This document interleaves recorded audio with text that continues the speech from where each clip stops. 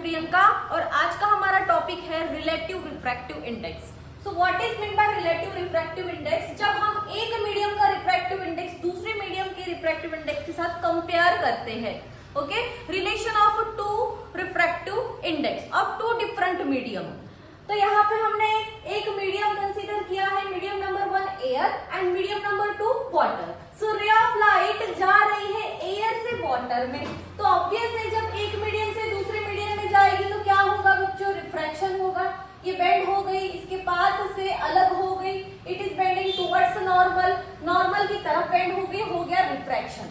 अब देखो इसके पहले हमने एब्सोल्यूट रिफ्रैक्टिव इंडेक्स देखा था। क्या था absolute refractive index? Particular one medium का रिफ्रैक्टिव इंडेक्स। जैसे कि ये एयर है तो इसका रिफ्रैक्टिव इंडेक्स सपोज μ1 है और ये वाटर है, इसका रिफ्रैक्टिव इंडेक्स सपोज μ2 है। इसका डेफिनेशन हमने पहले देखा। Mu was refractive index of given medium was defined as speed of light in vacuum to speed of light in given medium. Okay, so first medium का refractive index क्या रहेगा? Speed of light in vacuum to speed of light in that medium. So medium number 1 का refractive index μ1 है, तो medium number 1 से जब light pass हो रही है तो उसकी स्पीड जो है वो v1 रहेगी। वैसे ही मीडियम नंबर 2 का रिफ्रैक्टिव इंडेक्स μ2 है, सो मीडियम नंबर 2 से पास होने वाली लाइट की रे जो है उसकी स्पीड जो है वो v2 रहेगी। So μ2 will be equals to c upon v2। Okay, ये क्लियर हो गया?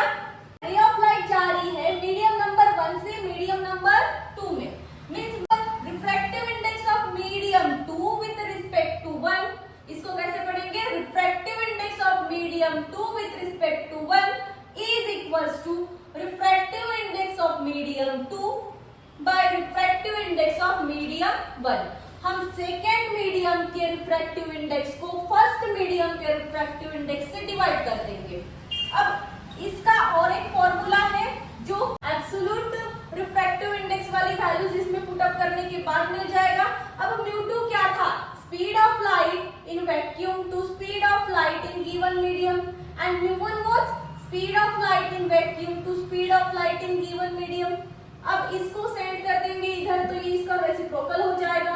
c by v2 will be as it is, ये v1 चला जाएगा ऊपर एंड c डिनोमिनेटर में, c कैंसल। सो हमारा और एक फॉर्मूला डिराइव हो गया है v1 by v2। Means relative refractive index के दो फॉर्मूले बन चुके हैं। एक फॉर्मूला है refractive index of medium 2 with respect to 1, यानी 2 का 1 के रिस्पेक्ट, जब 1 से 2 में आएगी रे ऑफ लाइट तो 2 को कंपेयर करेंगे 1 के साथ, मीडियम नंबर 2 को कंपेयर करेंगे 1 के साथ। So refractive index of medium 2 with respect to refractive index of medium 1 will be equals to refractive index of medium 2 by refractive index of medium 1 as well as speed of light in medium 1 upon speed of light in medium 2। Okay, सो ये हो गया आपका relative refractive index. अब suppose रे of light जा रही है medium number 2 से मीडियम नंबर 1 में, ठीक है? तो हम क्या फाइंड आउट करेंगे? Refractive index of medium 1 with respect to 2 find out करेंगे। सो इसका फॉर्मूला क्या हो जाएगा? इसका एग्जैक्ट उल्टा, refractive index of medium 1 numerator में और refractive index of medium 2 denominator में। वैसे of light in medium 2 numerator में और speed of light in medium 1 denominator में आ जाएगा। क्लियर?